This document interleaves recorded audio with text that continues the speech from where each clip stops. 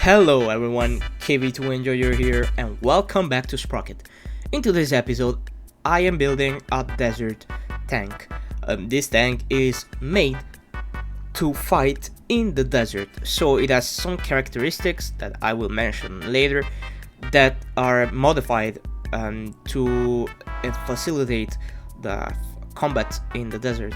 And this tank, the YT-15, by the way, is the last early war tank of the series, and it is inspired by most Italian World War II Italian tanks. So the design is very similar, I would say, like the shape of the chassis. The turret is different, but the chassis is you can see that it is inspired by Italian tanks because of the engine case. How do you call it? The engine position is in the back, right in the back, and the shape of the chassis is kind of characteristic of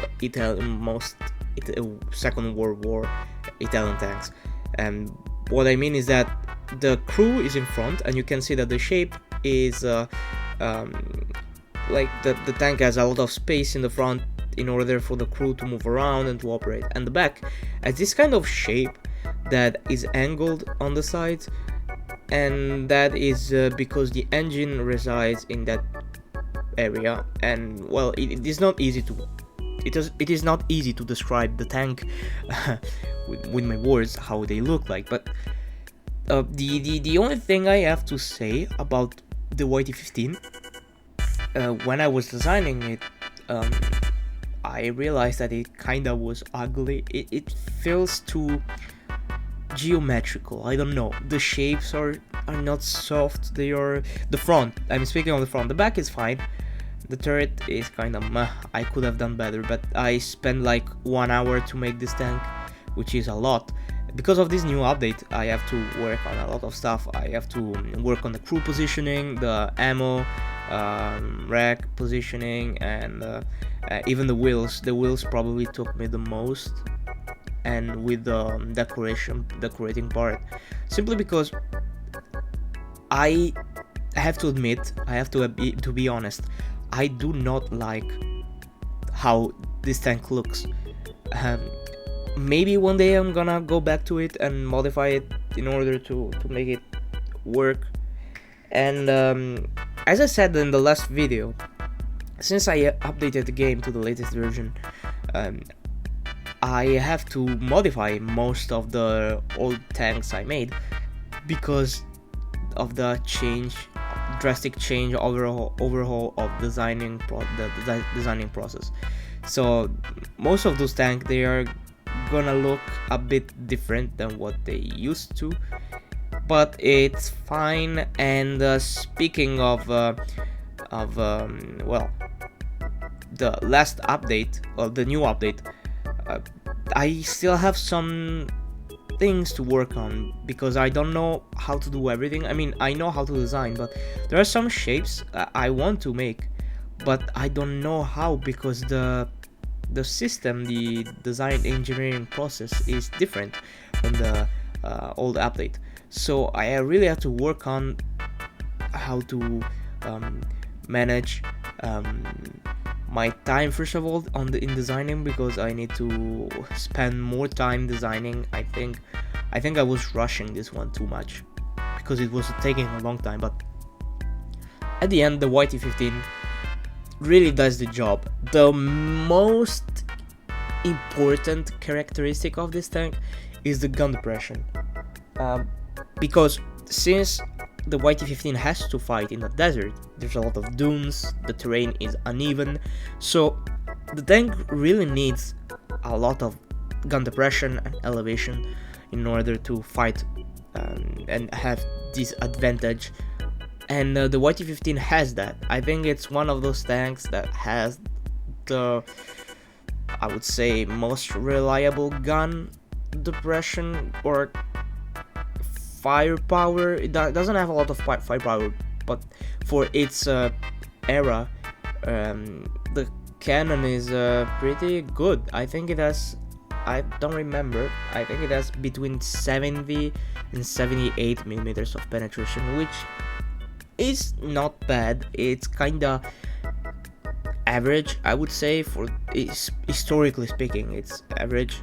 I mean, the Stewart tank had the 79 millimeters of penetration, if I'm correct, and the shell type. But it all depends by the shell type, also. But the YT15 does a good job. After I also changed the way I make this video now, these videos now. So there's a first part where I show the designing process, where I speak about the designing process, and the footage is sped up like I've always done. But at the end, I wanted to include a short part where I play the tank to demonstrate how it works and how it plays. Just because I feel like I don't show enough the tanks in the performance. I show the process of building, but I never really show how they work.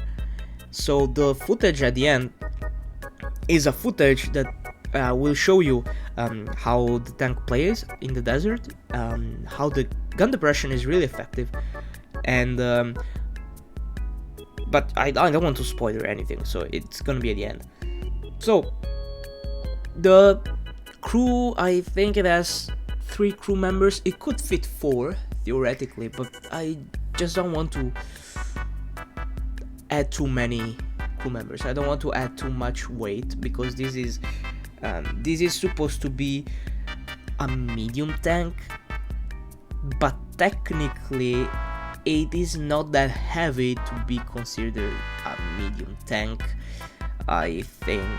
I really believe it's something in between. It's a middle ground between a light tank and a medium tank, because the tank is not that big, but it's not also that light. It is heavy, but not too heavy that it can be considered a full medium tank. So I think I consider it as a medium tank, of course, because of the weight still, and but mostly because of the armor.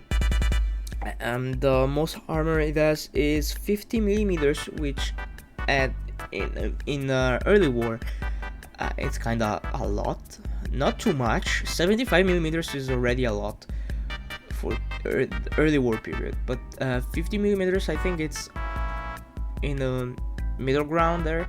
It's balanced, and well, 50 millimeters is the turret front, but generally the most armored part is the front of the chassis, which has 40 millimeters of armor, which is great, but not too much. Frontally it's useless, but angling the armor, that could be enough to stop and to deflect bullets, rounds from small tanks. And well, I don't have specifically tanks in mind that I made early war. I think that this tank is not effective in resilience, but in strategically, because of the gun depression and the mobility it has. It's not great, but now you will see, for example, soon you will see the footage of me fighting with the YT15.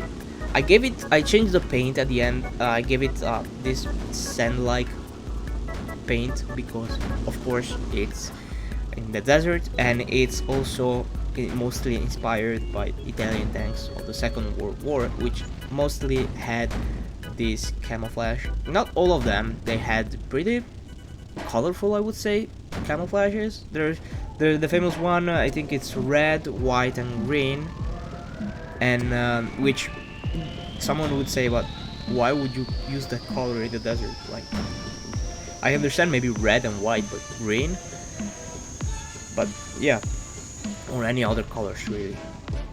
But yeah, so by playing the YT15, the only thing, well, the only issue is that the enemy I sent, the AI enemies, were all YT15, so it was not easy to understand which was my ally, which wasn't. But still, I think that the game finished pretty soon, because I think all the tanks weren't on crossfire, and but the gun depression is really effective in this one for dunes.